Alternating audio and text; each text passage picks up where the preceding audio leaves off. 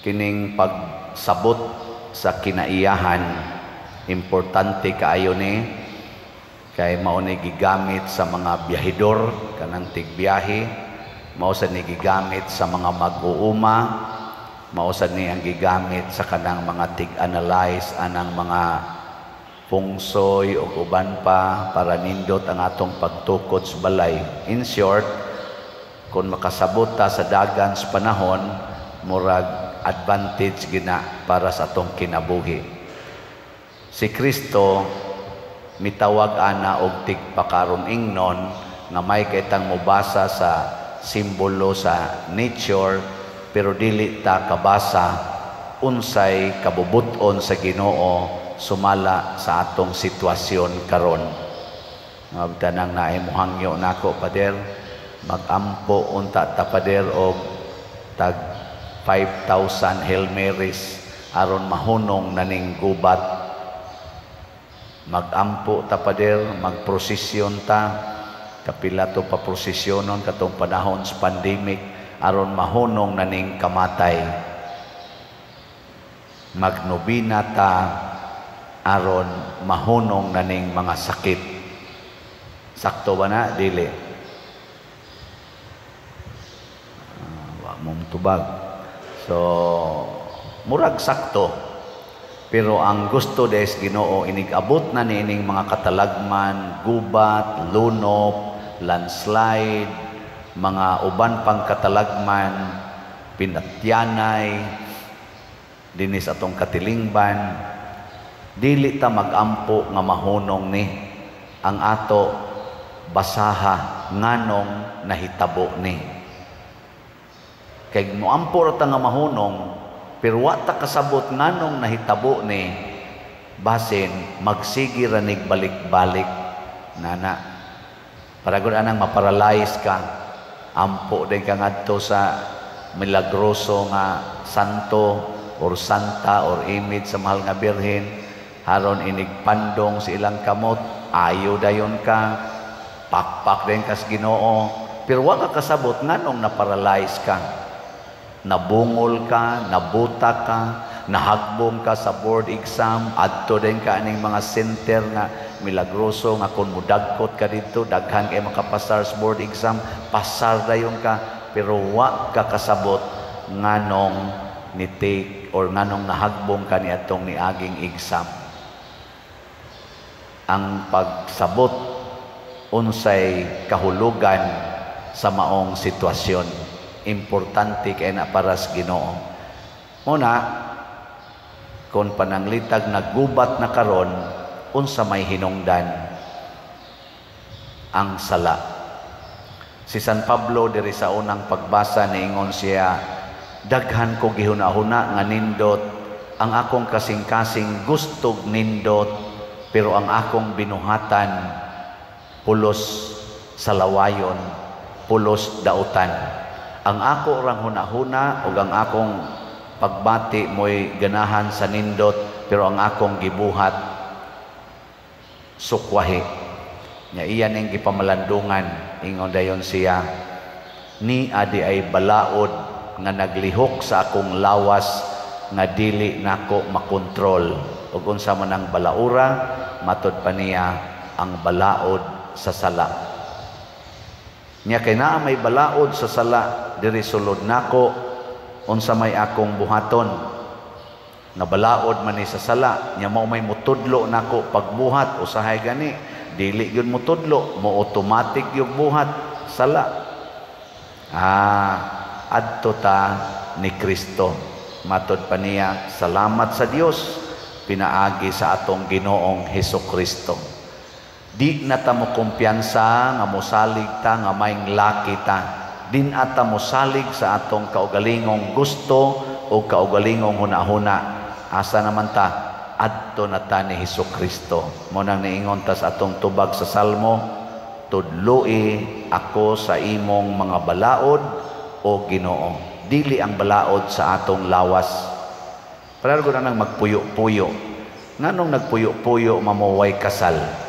Kinsa man ang balaod ang inyong gisunod, kang Hesukristo o balaod sa inyong lawas? Hiling nga imong tupad, inakinsarong balaod imong gisunod. Ina. Kay kusog ra ba kay taana, atong sulbaron ang puyo-puyo, pinaagi dayog kwarta. Wap amanggod may kwarta pader, nagtigom pa mi, maunang puyo-puyo lang usa mi, wap aman mi ready nga kwarta. Maukha na'y solusyon, ang kwarta ka mo'y solusyon sa puyo-puyo. O ang balaod nga inyong gisunod, ang balaod sa kaulag, ang balaod sa inyong gitawag og attachment sa lawas nun nga kailibgon. Basig mao. Or kana ba kang balaod sa lawas nung mga kahingawa, kabalaka nga magunsa na lang mubuwag ko ani, kinsa naman lay mo pakaon ako ni araba nami anak. Basin hinoon buwagan ko ning lakiha kay di pa man mo pakasal nako, din ay hinoon ko suportahan ani mga matay misgutom. Basig kutob ra ta diha. Pero wa na takasabot nga ang sala di ay maoy magdala kanatog kamatayon. Nga ang una daing sulbaron mao ang sala. Sige kag pa ospital anang masakiton, aron lang yun mabuhi ang lawas, gasto kag minilyon usahay, pero wa gani kakagasto, bisa na lag usa ka gatos, aron lang unta muadto sa simbahan, mupliti, aron mangumpisal og magpaubos at tubangas Ginoo. Ana na siya? Muna diri sa atong ebanghelyo, si Kristo mingon, mga tigpakaaron ingnon kamo. Daghan kay natong tigpakaron ingnon nga mga bright kaayo mga igsoon. Kana lang nagdinumtanay karon nga nagsigig kinihaay, mga managsuon, suhito kay balaod. Sa kanang iyang gibuhat inhustisya magina, kaklaro anas balaod. Ana dayon. Kaklaro ana. May bright kayo. Naana sa seksyon, naana sa artikulo, naana sa seksyon, naana himu-himuan dito ng presidential decree, naana sa hukom sa korte ni adtong Siano versus Dani. Ana baron. Ana-anay jurisprudence ana. Porti na tong brighta, suhito kay tanan. Pero ang wa masulbad ang pag-away, pagdinumtanay, pagkinusmuray sa mga naong. Ang resulta, pildi ko ni Moskorte, kay bright pa na imong abogado, inig-uli na to, bantay ka, ambusan ti ka. Pag-agi dito sa awaong dapit, patay na yun. Di manimadaog na to kuan. Nga naman, wa man masulbad ang hinungdan nga nung nangabot sila sa korte. Unsa man, ang kasuko, ang kahakog, ang kadawo, ang pagkamapahitason, wa man na masulbad. Ade, gatiwas ditong pinatyanay. Mo na siya. Nabitay niingon ako nga, usan ako kaigsoong pare, libog ko ani padre. Nako nga naman, sa akong parokya, naidaghan nga mga, kanibang sa LGBTQ ba, nga mga active ra ba kay katilingban? Nya suod man sa LGU, maghimo silag mga activities sa maanang Miss Gay o uban pa. Nya giwa man nagitugot sa ato gong kuan nga himuon as mga kapilya nga kanang panahospista. Naglibog ko kay active ra ba sa ni sila simbahan? Ingon dayon ko sa gitagaan naman guna sila right. Tagaan nag-right sa LGU. Nya kita diri simbahan lain makitanaon, ma-inconsistent man nga sa LGU gitagaan sila right nya gabot nato diri simbahan, di na nato tagaan og right sila nga mo express sa ilang mga pamaagi. Yan itubag dayon ko, padre, kinahanglang makasabot kita nga ang gibasihan sa civil society mao ang legal norms or legal laws. Ang ato diri sa simbahan, ang atong gibasihan mao ang moral norms or moral laws. Dili tanan legal, moral. Dili sa tanan moral, legal. Sabton gina nato. Nya kita miilata nga ang immoral activities kadang wa na mo haom sa kabubutos Ginoo gitawag na natong sala. Ug ang sala maoy grabing moguba sa kinabuhi sa tao. Dili ang legal. Example, abortion is legal to many countries. Kita din sa Pilipinas na nasa nagsigig propose na ma-legalize ang abortion. Pero sa moral norms, ang abortion is immoral. Pagpatay man ang tao. Nakaron, mag-conflict ning duha, hay may sundo nato isip mga pari, moingon kita, no abortion. Pero legal na siya.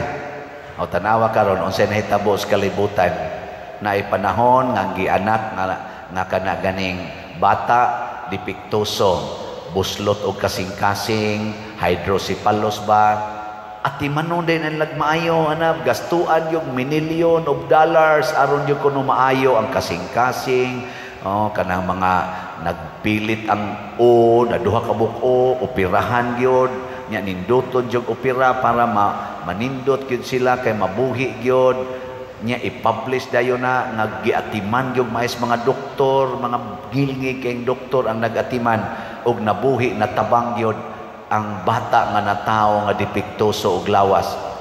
Ganahan ta na? Yes, check. Pero naay millions of children or fetus nga naapasod sa tiyan sa inahan gi-abort. Mabitan sa 2021 matud pas Google na ako noy mga 73 million nga recorded abortion cases for that year 2021. 73 million ang gipatay nga mga bata sud sa tiyan sa inahan. Immoral man na siya. Pero kay legal man, wa na lang na hisguti. Wa na ni mind ana, wala na gisakitan ana. Pero ang kasing-kasing sa Ginoo, ang kasing-kasing sa mahal nga Birhen Maria, ang kasing-kasing sa mga santos gisakitan nga nagtan-aw niining mga kinabuhi nga gipangpatay sud pagid sa tiyan sa usa ka inahan. Mao na siya ang immoral. Munang di pwedeng sagulon ang legal o moral all the time. Pero doon ay panahon nga magka-coincide ning duha sama sa atong pagkasal din sa Pilipinas. Minimum age 18 years old. Pakasal nga ni kag below 18 years old illegal. Sa ato sa diring simbahan, not allowed, unlawful. Nagkatupad. Okay lang. Dinis Pilipinas, dili pa allowed o pay balaod nga same-sex union. Ang ato sad nga balaod sa simbahan, wa say same-sex marriage. Nagka-align. Adi, okay. Pero mag-conflict gani, kitang niya simbahan, musunod ta what is moral. Nga naman, mauman ni siya ang mupatay sa sala. Niya ang sala may atong giila nga the greatest enemy in this life. Kay mupatay manag kinabuhi. Nilingi anay mong tupad. Yung nahay may imong pilion, moral or legal. So ayun na. Manindog na ta.